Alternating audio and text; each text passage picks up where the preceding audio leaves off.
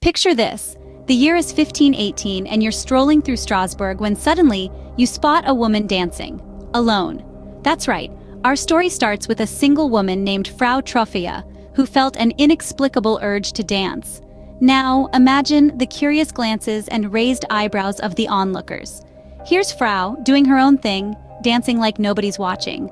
It's like stumbling upon a one-woman flash mob in the middle of a 16th century marketplace.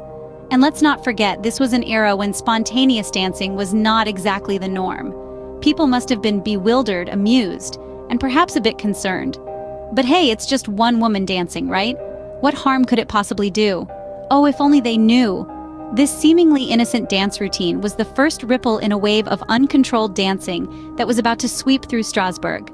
Little did they know, this was only the beginning of a very bizarre dance-off. Now, one lone dancer isn't that strange, right? But what if I told you, within a week, she had 34 dance partners, and by the end of the month, the number swelled to 400? Imagine this. Strasbourg is hit by a dance fever as contagious as a viral except there were no smartphones, no internet, and certainly no TikTok. Just a whole lot of people caught up in an inexplicable desire to dance. The twist? They couldn't stop. Picture it. The streets, the squares, even the barns all turned into impromptu dance floors. Now you're probably thinking, what's a little dancing? Sounds like a fun time. Well, not so much. The dancers weren't just doing a little two-step or a quick jig. Oh no, they were dancing with wild abandon, day in, day out, rain or shine. They were dancing themselves to exhaustion, and in some cases, to an unfortunate end. Historians and medical experts have long puzzled over this strange event. Some suggest it may have been a case of mass hysteria, a condition in which a group of people driven by fear or stress all start to show the same physical symptoms. And let's face it, the early 16th century was a pretty stressful time. Others believe it may have been stress-induced psychosis, a severe mental disorder where you lose touch with reality. But here's where it gets really interesting. You see, this wasn't just a one-off event. There were reports of similar outbreaks in other parts of Europe around the same time. It seemed like the whole continent was caught up in a dance craze, but with a deadly twist. So, was it mass hysteria? Was it stress-induced psychosis? Or was it something else entirely? While we may never know the exact cause, what we do know is that this was a dance marathon like no other. At this rate, they were going to need a bigger dance floor. With the city turning into a giant dance marathon, the authorities had to step in. Their solution? More dancing. Picture this. You're part of the city council, and the good folks of Strasbourg are dancing their way into oblivion. You've tried reasoning, you've tried pleading, but nothing seems to work. So what do? You join the dance party, of course.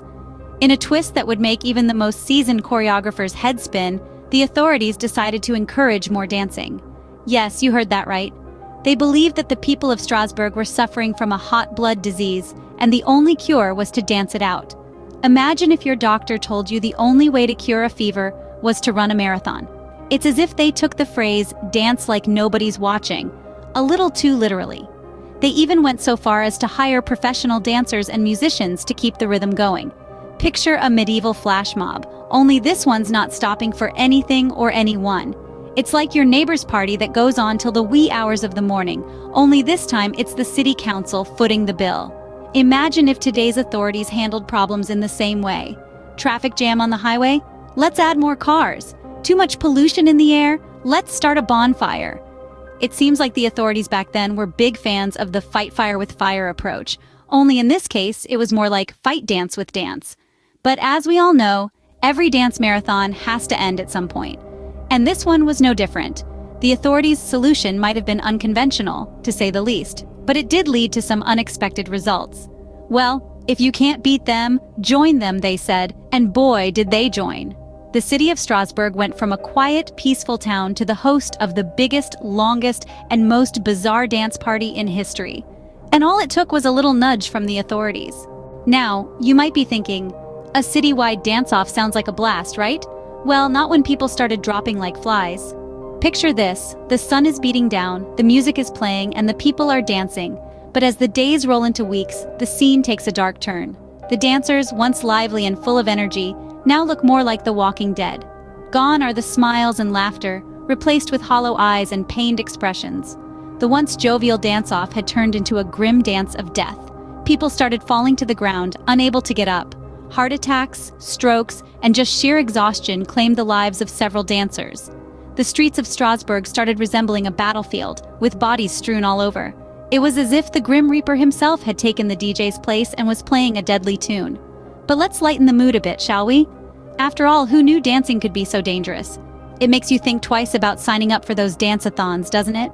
I mean, we've all heard of dance battles, but this was something else entirely. This was more like a dance war. And let's not forget the dance moves. I mean, we're not talking about a little two-step or a simple waltz here. These people were busting out moves like their lives depended on it. And sadly, for some, it did.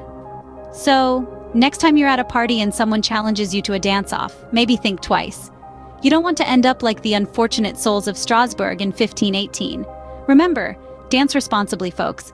But hey, on the bright side, at least we know now that too much of anything can indeed be a bad thing. Who would have thought that the phrase "dance until you drop" could be taken quite so literally? And you thought your Zumba class was tough. Finally, after months of relentless dancing, the strange epidemic waned as mysteriously as it began. Imagine the sigh of relief that swept through Strasbourg. The city had been a non-stop dance marathon for months, and finally the music had stopped. Well, metaphor. The citizens were probably too exhausted to even hum a tune, let alone dance to it. Theories about the end of this dancing plague are as varied and fascinating as the ones about its start. Some speculate that it was simply the sheer exhaustion that brought the dancers to their knees, or perhaps even to their graves. Others suggest that some form of intervention or treatment might have been found, though records of what that could have been are as elusive as a breakdancer's spin. And then there are those who believe that the dancing plague could have been a mass psychogenic illness, a form of mass hysteria. This theory suggests that the stress of the times, coupled with superstitions and fear of divine punishment, might have driven the people to dance uncontrollably. And when the stress waned, so did the dancing. Now let's not forget the humor in all of this. Imagine being a citizen of Strasbourg at the time. You're overworked, stressed out, and then suddenly, everyone starts dancing. And they just don't stop. You'd probably be thinking, all right, who spiked the town's water supply? Can you picture the city's officials?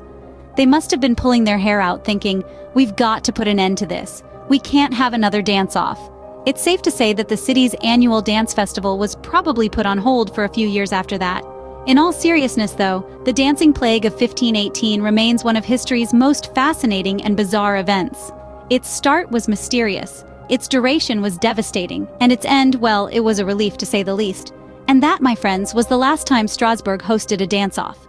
So, what's the takeaway from this bizarre episode of history? Well, the dancing plague of 1518 was a strange and tragic event, where a dance fever took over the city of Strasbourg.